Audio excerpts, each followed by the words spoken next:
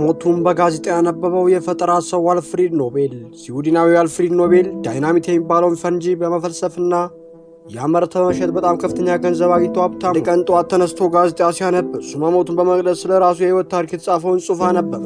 በወቅቱም የሞተው ወንድሙ ሲሆን ጋዜጠኛው ግን አልፍሬድ ኖቤል የሞተ መስሎት ነበር። አልፍሬድ ኖቤል የራሱን የህይወት ታሪክ ጋዜጣው ላይ ሲያነብ በጣም ደነገጠ፣ አዘነም። እስከዚያ ቀን ድረስ አልፍሬድ ኖቤል ለሰው ልጆች ሁሉ የሚጠቅም ነገር እንደሰራና ከሞተም በኋላ ሰዎች በሰሩት በጎ ስራ ያስታውሱኛ ብሎ ያስብ ነበር። ጋዜጣው ላይ የሱ ህይወት ታሪክ ግን በሞት ነግዶ ያተረፈው ሀብታም ሞተ በማለት የሱ ስራ ለሰው ልጆች ስቃይና መከራ መዋሉን በሰፊው ያትታል። አልፍሬድ ኖቤል ይህን ታሪኩን ካነበበ በኋላ ሰዎች የሱን ውስጣዊ እውነተኛ ማንነትና ለሰዎች ያለውን ቅን አስተሳሰብ እንዲረዱልን ለማድረግ ቆርጦ ተነሳ። ካሰበ በኋላም ከመሞቱ በፊት ኑዛዜውን ጻፈ። በዚሁም ኑዛዜ ፈጠራውን ያጠራቀመውን ሀብት ለሰው ልጆች የሚጠቅም ስራ ለሰሩ ሰዎች በየዓመቱ በሽልማት እንዲሰጥ አዘዘ። እነሆ ዛሬ በመላው ዓለም ከሚሸጡ ሽልማቶች ሁሉ የኖቤል ሽልማት እጅግ ከፍተኛ ክብር ያለው ለመሆኑ በቃ። ሽልማቱ በፊዚክስ፣ በኬሚስትሪ፣ በሕክምናና በፊዚዮሎጂ፣ በስነ ጽሑፍ፣ በሰላምና በኢኮኖሚክስ የላቀ አስተዋጽኦ ላበረከቱ በየዓመቱ ይሰጣል። ዛሬ አልፍሬድ ኖቤል የበጎ ሥራ ስራው እንጂ በሞት ነግዶ በማትረፍ የሚያስታውሰው የለም። ሁላችንም ሳንሞት በፊት ቀብራችን ላይ የሚነበበውን የህይወት ታሪካችን ራሳችን ብንጽፍና ብናነበው አቅጣጫችን ከወዲሁ ለማሳከል ይረዳን ይችላል። እዚሁም አንድ ነገር ልጨምርላችሁ። እውነት አይሸጥም፣ አይገዛም። በጥንት ጊዜ ይኖር የነበረ ሹሾርስ የተባለ የፐርሲያ ንጉሥ አንድ ጊዜ በጠና ታመመ። ይሞታል ተብሎ ሲጠበቅ በታምር ተረፈ።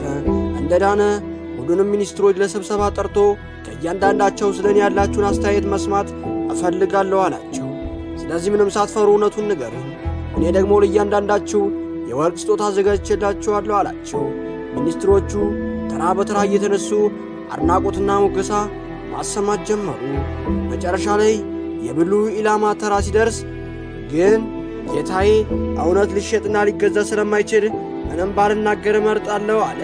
ንጉሡም ደህና፣ እንደዚህ ከሆነ ምንም ነገር አልሰጥም፣ ስለዚህ እውነቱን ተናገር አለው። ከዚያም እኔም እንዲህ አለ፣ ንጉሥ ሆይ ስለ አንተ የማስበው እውነቱን ማወቅ ከፈለግ የሚሰማኝ እንደ ማንኛውም ሰው ነው አለ።